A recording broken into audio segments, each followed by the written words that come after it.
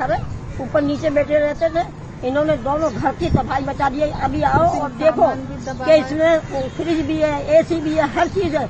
इन्होंने मौका नहीं दिया। जुमे का दिन था, इन्हें चाहिए था कि कम से कम नमाज का तो मौका देते।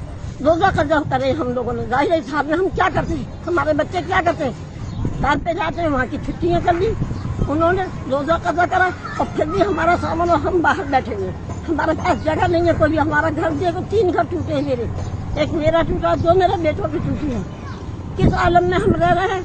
ईद के बाद का देखो, मुसलमान नहीं है आप लोग हैं। कोई खैर मुल्क होता तो ये लगा चल भाई मुसलमानों का ख्याल नहीं करा। तुम कैसे मुसलमान हो तो इस महीने का भी एहतराम नहीं करा।